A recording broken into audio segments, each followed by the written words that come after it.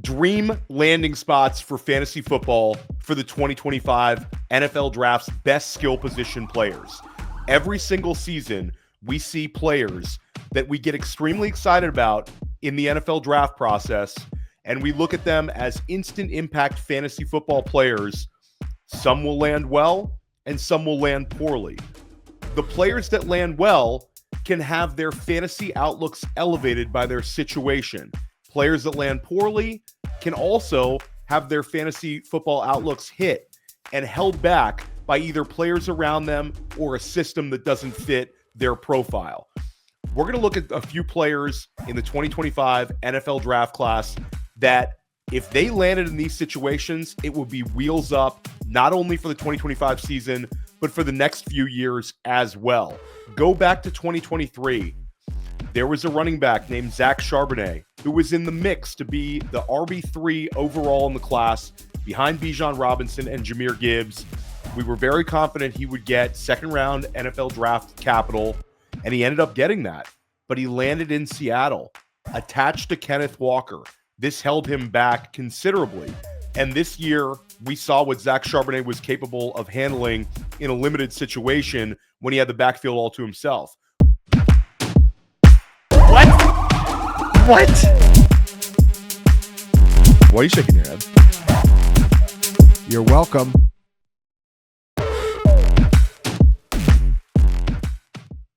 And let's start right at the top. The number one player for fantasy football in this entire draft class is Ashton Jeanty. There's no real reason to dive into him. He's famous at this point. You might still be learning about the rookies in this draft class, but you are aware of Ashton Jeanty, incredible player. This was just insane production. 2,600 rushing yards, 29 rushing touchdowns. He is extremely athletic, extremely strong, 600-pound squat. This is a player that can hit home runs. He can catch the ball. Really nothing about Ashton Jeanty that we need to pick apart. And when you're looking at the receiving production, this year, Boise State didn't really use him as a receiver, but he had 39 receptions in 2023, and he had 7 games with at least 4 catches. This is going to be your number one pick in Superflex, in single QB. This is the real one, and he's probably going to end up being a first-round draft pick in your redraft leagues as well. Jeanty could land pretty much anywhere, but for me, the dream landing spot is the Dallas Cowboys at 12. A few teams could pick him ahead. He could end up in Chicago at 10 overall. A team could jump Chicago and take him inside of the top 10 picks. But if Ashton Jeanty lands in Dallas at 12 overall, this is an absolute perfect outcome. Rico Dowdle was more of a placeholder back at running back, no real threat to Jeanty. Jeanty would step right in and have bell cow production and bell cow usage. He could get targets out of the backfield. He would get a ton of carries. And this would be a legacy pick for Jerry Jones. When you look back at players like Tony Dorsett, Emmitt Smith, Zeke Elliott, and then Ashton Jeanty, it's been a continual star running back defining the Dallas Cowboys, being the focal point of their offense in multiple generations, in multiple decades. Jerry Jones is getting older. This would sort of be the legacy pick for Jerry Jones. But in terms of fantasy football, there'd be no reason he could not be top 5 in running back touches as a rookie and be an RB1, if not a top 5 RB right out the gate in Dallas. Flipping over to the wide receiver position, Tet McMillan, a.k.a. T-Mac, 6'5", 215, prototypical outside size, led the Big 12 in receiving yardage with over 1,300 yards. Also an incredibly versatile player with a great catch radius. There's a lot to like about Tet McMillan, and he's certainly getting a lot of great comps. There are people comparing him to players like A.J. Green, Mike Evans. I like the Drake London comparison. Sort of a twitchier Drake London has been a really fun comparison. And for me, Tet McMillan could land a lot of places. And this is a player where he's a little bit less landing spot dependent than some, because he's going to be a high target earner wherever he goes, despite his size. A lot of times we get these big outside wide receivers, they end up becoming 120 type target guys. But with Tet, this is a guy who I think could be a 150 target guy at some point early in his career. But the dream landing spot for me, the New England Patriots. The Patriots are screaming for a offensive talent to build around. They also pick at 4 overall, meaning Tet McMillan would get top 5 draft capital. He would have little to no target competition among any of the wide receivers in New England. There's a bunch of young guys in New England, and they're screaming for a player who can handle a 25% plus target share. Tet McMillan landing in New England would be ideal draft capital. It would be an ideal fit. And the Drake May, Tet McMillan combination would be a very, very fantasy-friendly one. Going down the list, Ashton Jeanty's not the only running back we're excited about. We're excited about several of them in this draft class, and one of them is Omarion Hampton. Omarion Hampton is one of only 4 ACC players to rush for 1,500 yards and 15 touchdowns in a season in the ACC. The others, Lamar Jackson, Travis Etienne, and Dalvin Cook. It's a pretty good list to be on fantasy-wise. Hampton has the ideal size at 6 foot 220.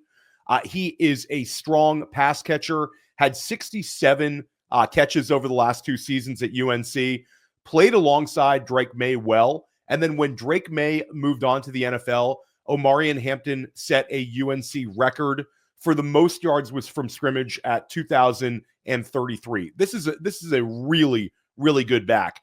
And Ashton Jeanty is this absolute Bijan Robinson level talent at the running back spot. But in most draft classes, Omarion Hampton would be the RB1 overall or strongly in the conversation for the RB1 overall.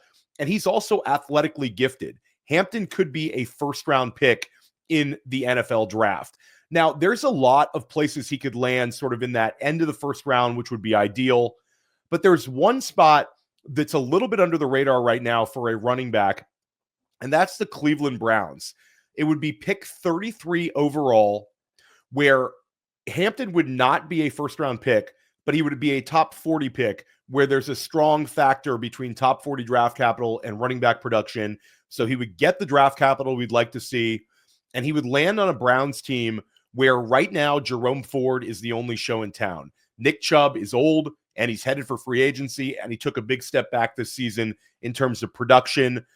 This would be a chance for Hampton to step into a bell cow role as a featured player on the Browns offense, would also have an opportunity to catch the ball out of the backfield. The Browns need an offensive identity, and Hampton would be a player that could just step right in. Let's talk about Kaleb Johnson, 21 years old. Like Hampton, he has the size. This is a 220-pound back, broke the Iowa record for freshman rushing yardage production with 779. And this year, he had one of the best seasons in school history. He accounted for 40.3% of Iowa's total yards, 1,535 rushing yards, averaged 6.4 yards per carry, and he had 21 rushing touchdowns. Now, Iowa is not synonymous with passing the ball to the running back or passing the ball really at all. If we recall the Sam Laporta numbers coming out, Laporta was like dominating their receiving, percentage-wise, and it wasn't even that high in terms of the total raw numbers. This is a team synonymous with running the football. And Kaleb Johnson still did have 22 receptions this year. So he took a step forward as a receiver out of the backfield and profiles as a guy who can catch some balls at the next level. Now, we talked about another running back being able to go in the first round this year. There's a possibility that we could see as many as 3 go in the first round. And with Johnson, dream landing spot, the LA Chargers. The Chargers were connected to multiple day 2 backs last season and to some interesting backs in free agency. They ended up going with a pair of former Baltimore Ravens, Gus Edwards and J.K. Dobbins. Dobbins was a huge success story for them this year. He's also headed into free agency. The Chargers drafted Kamani Vidal in the 6th round. There was a little bit of hype about him, but Johnson would be an ideal fit. A Big Ten reunion with Jim Harbaugh. The Chargers were 11th in the NFL in rush attempts per game. With Johnson, they would have a true bell cow back, a player that would fit the Greg Roman and Jim Harbaugh system extremely well. And this would be a landing spot where if Johnson were able to go in the first round to the Chargers, his dynasty stock would just be in fuego. It would be an ideal spot and a spot that I think would be a great fit for him as well. Let's talk about Luther Burden. This is a polarizing player for some. The production dipped this year at Missouri, but he broke out as a true freshman, was a mega recruit, stayed in state, signed with Missouri, was a very productive freshman. He had 10 touchdowns as a freshman, and then he had a great season in 2023. In the SEC, he had over 1,200 receiving yards, 86 catches, 12 touchdowns. Now, last year, the production dipped, but you did see Missouri using Burden on manufactured rush attempts. He's a guy where he can do a lot of things that correlate to fantasy success.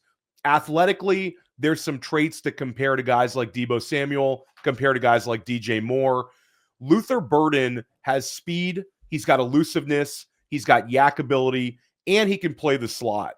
There's a lot of people projecting Burden to land with Dallas at 12. I actually wouldn't like that one because he'd have to compete for slot usage with CeeDee Lamb. But how about a few picks later to the Atlanta Falcons? This would give Burden a really fun role where Drake London is established alpha on the outside and a high target earner. Bijan Robinson, a bell cow running back. Burden could form a very, very strong trio where Burden could stay inside, play the slot, be the manufactured touch guy. We would get the indoor environment of Mercedes-Benz Stadium, and Burden would have a chance to be a big play guy, take a lot of heat off of Michael Penix, and he would get advantageous coverages every single game due to Drake London's alpha nature. So Luther Burden, Atlanta Falcons, it's a spot where people aren't really talking about, but I think it would be a great one for him. Talking about Quinshon Judkins, anybody who watched the national championship game saw Quinshon Judkins absolutely smash. 3 touchdowns. Ohio State won the national title, but this has just been a repeat performance for Judkins. This has been a player where it's almost prospect fatigue with some. There's people now questioning the long speed, which is a little bit ridiculous. The guy gets caught from behind in like a 70-yard run, and people are saying, well, this guy might not be a burner. Judkins is not going to be a 4.4 guy, but he'll run comfortably in the 4.5s. This is a absolute stud, much like Hampton, much like Johnson. You're talking about a guy who's going to be 215 plus, can handle a heavy workload in the NFL, can handle the volume. This is a player that had an incredible amount of production as a freshman at Ole Miss.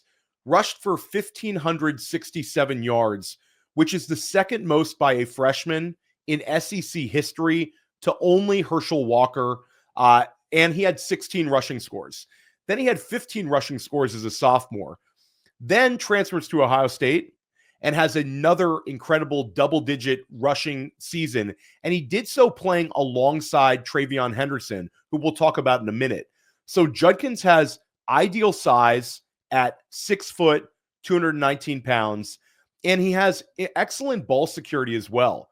He had over 730 career rush attempts and only 3 fumbles. And he's doing that against a lot of Sunday players, a lot of NFL talent in the SEC and then in the Big Ten. The highest levels of college football this player's produced at multiple schools, doesn't fumble the ball. This is a starting running back in the NFL with good fantasy potential. Now, Judkins, this is a player who I expect to go inside of round 2, early round 2. And for me, a dream landing spot would be the Las Vegas Raiders. They pick at 37 overall, so it would be a early enough draft capital that we get extremely excited about it. And there's a chance with Pete Carroll taking over that they embrace a high volume running back. Think about the years with Marshawn Lynch. You could see that with Judkins, where Judkins could handle the rock, step right into a high volume role, and thrive in an offense that is dying for a running back of this caliber.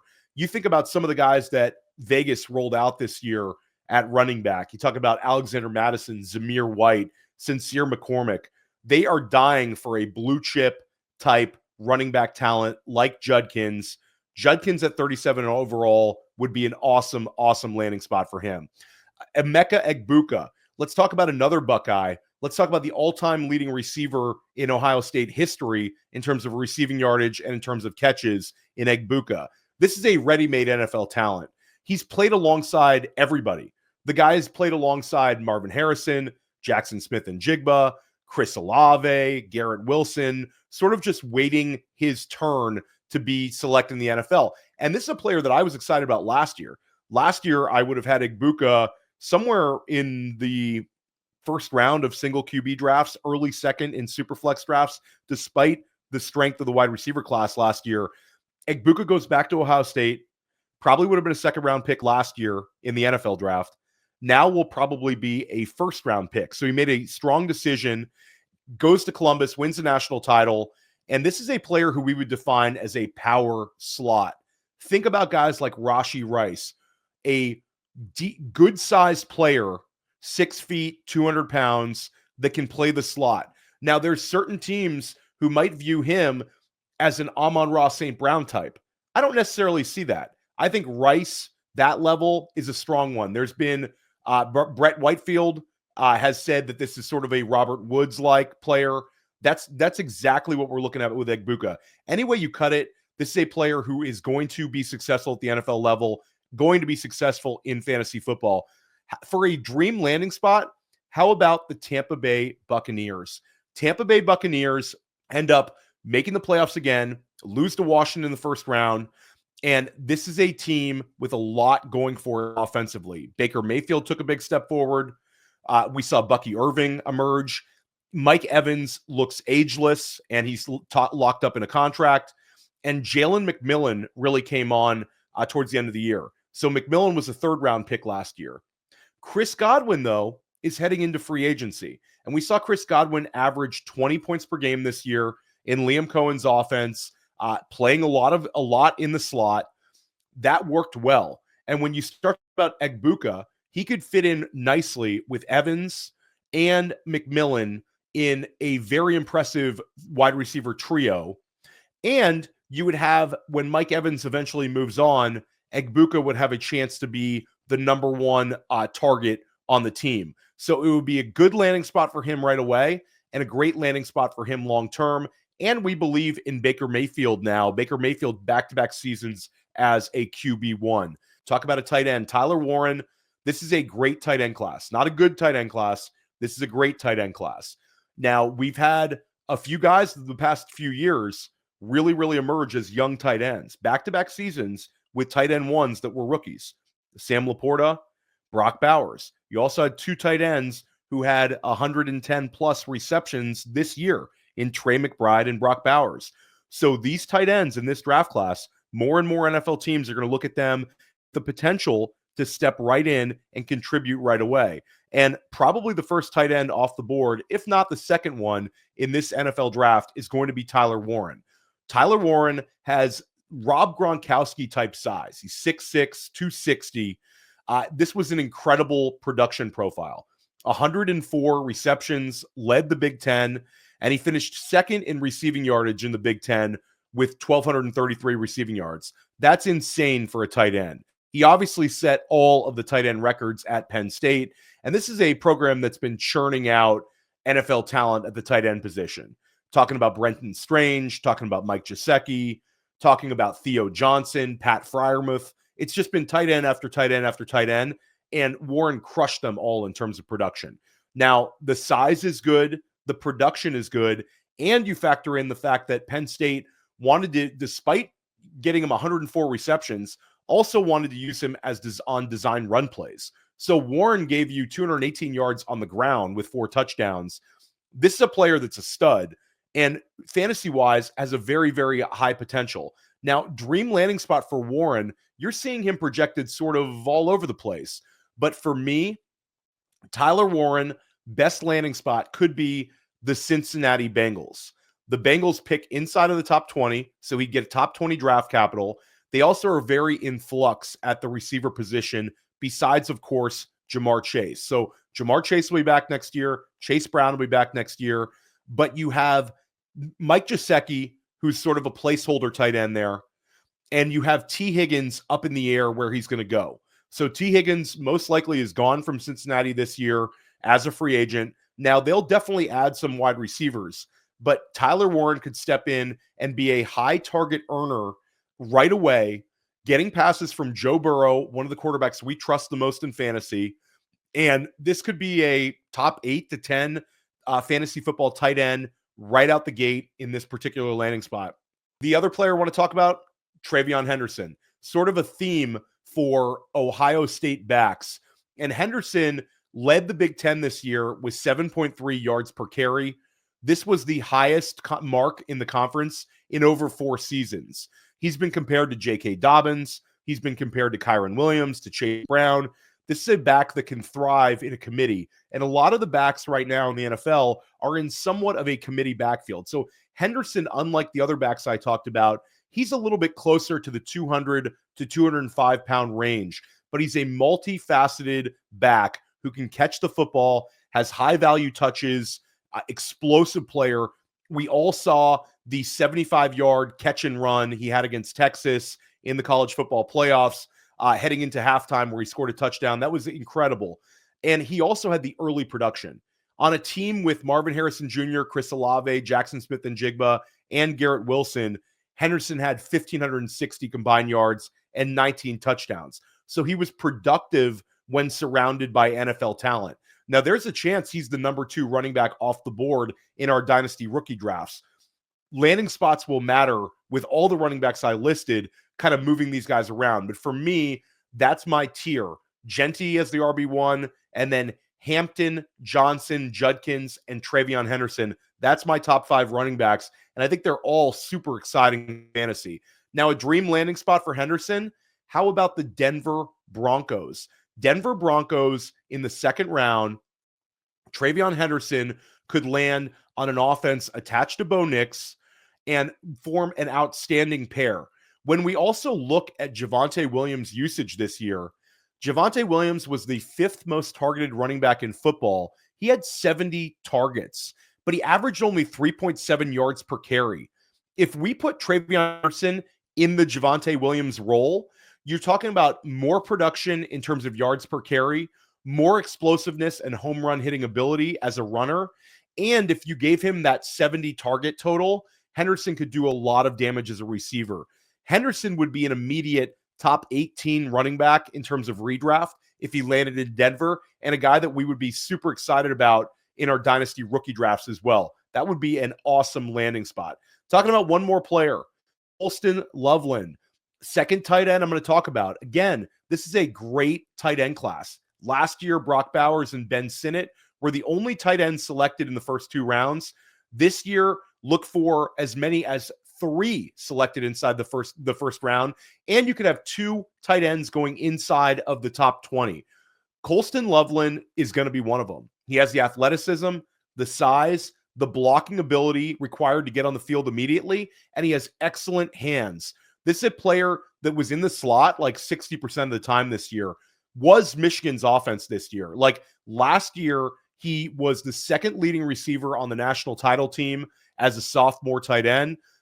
Trailed 3rd-round pick Roman Wilson. Roman Wilson was a standout at the Senior Bowl, a 3rd-round pick for the Pittsburgh Steelers, and Wilson only edged Loveland 48-45 in terms of receptions last year. Now, this year, Colston Loveland dominated all Michigan categories, led them in receptions, targets, touchdowns, receiving yardage by a wide margin. His usage was similar to Sam Laporta's at Iowa, a guy who dominated the passing game statistics on sort of an offense that was a little bit stuck in the mud this year. This was not a good Michigan offense, but Colston Loveland was the focal point. He's an absolute beast. And what could be a great landing spot for Loveland?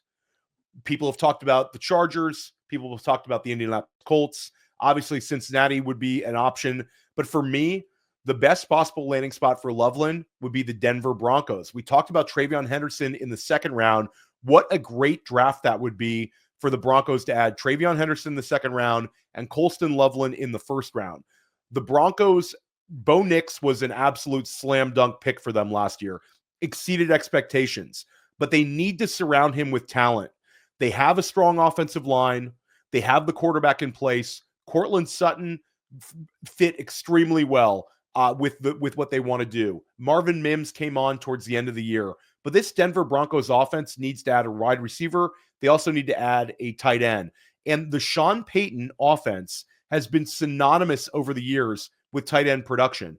Payton's been attached to some great fantasy football tight ends. When you talk about Jeremy Shockey, talk about Jason Witten, talk about Jimmy Graham, Sean Payton has been sort of a tight end whisperer in his times in New Orleans, Dallas, etc. But Sean Payton in Denver, we've sort of been waiting around for it. Colston Loveland could explode in production.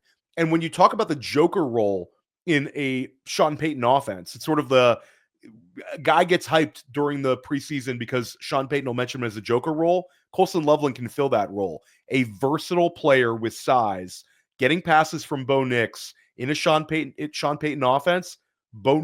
This would be a great one for Colston Loveland. I'm Theo Gremminger. We're going to be dropping videos like this all off season long at Fantasy Points. You can find my written work at Fantasy Points right now and take advantage of the early bird special. You can get 20% off your 2025 subscriptions right now. We'll see you soon.